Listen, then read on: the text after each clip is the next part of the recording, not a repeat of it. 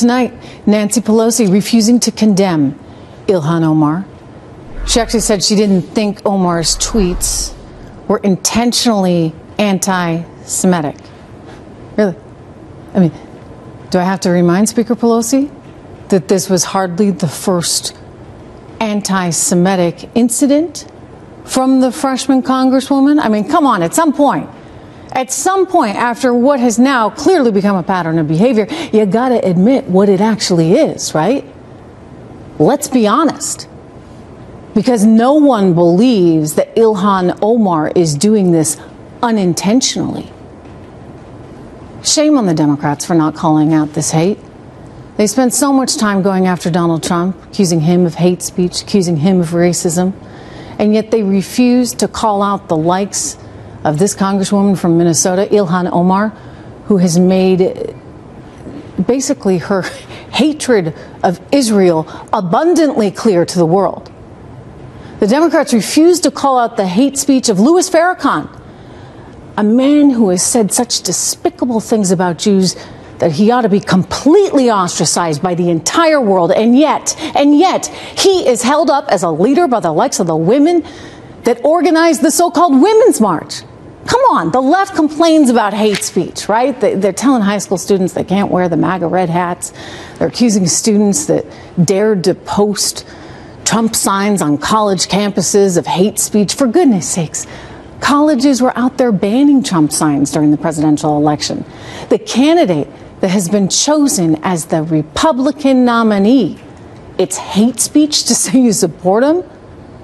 Why are the Democrats the ones determining what hate speech is when they cannot recognize the hateful, anti-Semitic rhetoric of their own party? The Dems have many problems right now, from socialism and their fascination with it to anti-Semitism.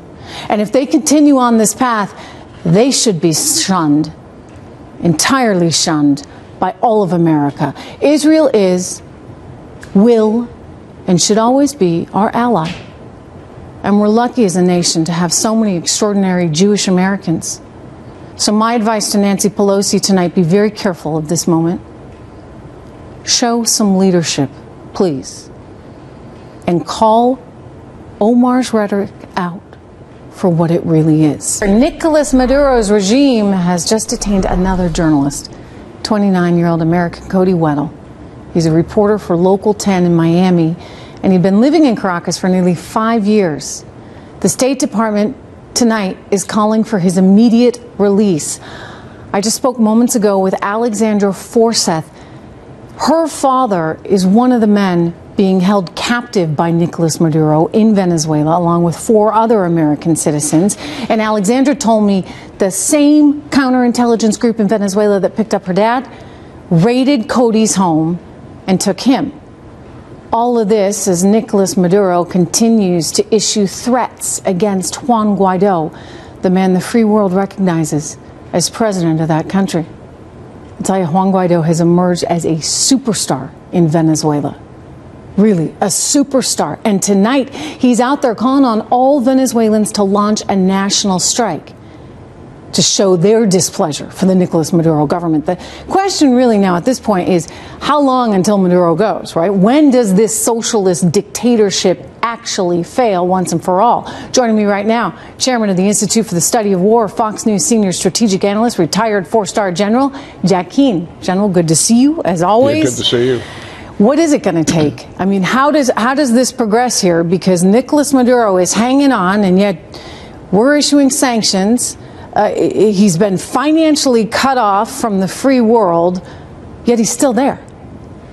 Yeah, well, certainly, because he still has something of a lifeline, and I think our approach is right on the mark. I mean, there's 2 things that we're actually doing. One clearly is to find every lever we can in terms of economic sanctions to apply to him, and certainly we all listened with some encouragement with Ambassador Bolton last Friday talking about more sanctions on the countries and banks that are still doing business with Maduro. Step in the right direction. I think the State Department is looking for any possible lever that they have to keep this kind of pressure on them. So That's step one. Number two is the leadership inside of Venezuela, the opposition leadership, now the president of the country. And him, as popular as he is, it's going to take civil protest, likely by the hundreds of thousands in the streets, taking some risks to themselves, certainly, to put the added pressure not on Maduro so much, but on the military. And begin to create more of an erosion with that military. I still think, while a military option is on the table, Trish, I don't believe the United States will seriously consider a military option until such time as there's consensus in the region to do it. And right now, there isn't consensus. We saw the Lima group. I was just in Bogota. Was that last Monday? Yeah, I think that was last Monday.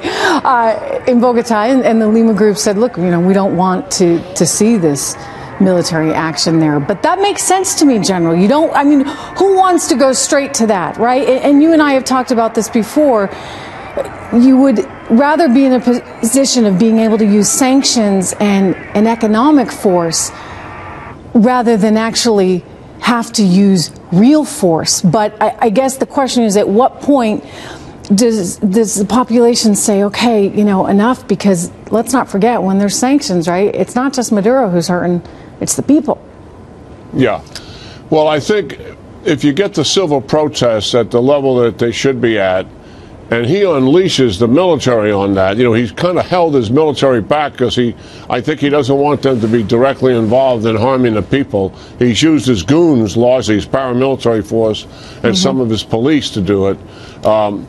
That would likely be a turning point if something like that happened. And he would not hesitate to do it if he thought those civil protests were strong enough to threaten him.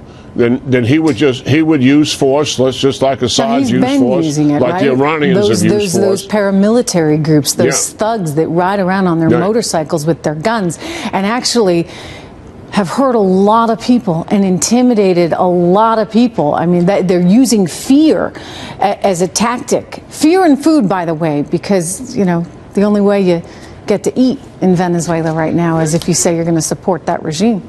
And think of the people that advise them, the Chinese, the Russians, the Cubans who are actually there as mentors and handlers, are all part of this. The hostage taking, they're taking a chapter out of the Iranian playbook. The Iranians have always had hostages because they want it for political leverage when things aren't going their way. And obviously things aren't going Maduro's way, and he's using that. The Iranians use force. Quite successfully on their own people. Assad has used force. He's killed 500,000 people using force, which is really quite extraordinary, and he's still there. So at what point do we say, okay, this is not right? It is a humanitarian crisis. These people need help. At what point do we commit, and should we commit resources? Well, to commit military resources, first of all, this is not Syria and this is not Iran, and we got to recognize that there is a difference here. This is South America. This is the Americas, and we are part of that. So we look at that completely different than we do other places in the world, certainly. In what way? Because it's part of our hemisphere? Yes, and because it's part of our hemisphere. And we've taken military action in this hemisphere. We went down and took Noriega out down in 1989, and we went back again in 1994 to get rid of a military dictator in Haiti who had imposed himself. So we have taken action, obviously, before.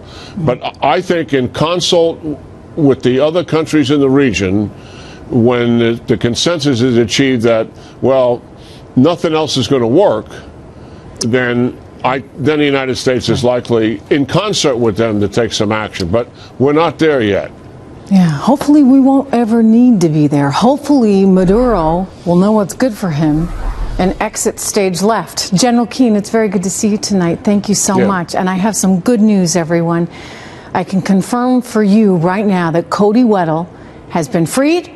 He's heading home to the United States of America on a flight very soon. So some very good news there. The 29-year-old journalist for Miami 10, News 10 out of Florida has been freed. But why they're taking these people is beyond me. And back to our Fox Urgent, Republican Senator Martha McSally from Arizona says a superior officer raped her when she was serving in the Air Force. Ellison Barber reporting live on this from Washington. Ellison. Hi, Trace. Yeah, Senator Martha McSally was the first female combat fighter pilot. She served in the military for more than 20 years. Today at a hearing focusing on how the military prevents and responds to sexual assault, the Arizona senator told the world that she understands this issue better than most because she said that she herself is a survivor. Listen. So, like you, I am also a military sexual assault survivor. But unlike so many brave survivors, I didn't report being sexually assaulted. Like so many women and men, I didn't trust the system at the time. I blamed myself. I was ashamed and confused. And I thought I was strong, but felt powerless. The perpetrators abused their position of power in profound ways. And in one case, I was preyed upon and then raped by a superior officer.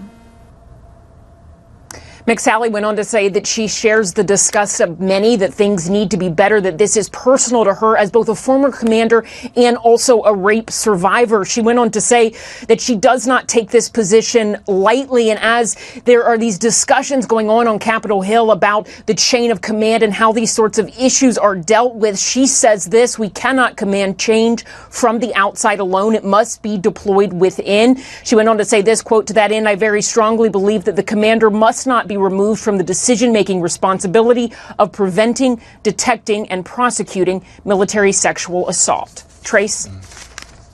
Ellison Barber live for us in D.C. Ellison, thank you.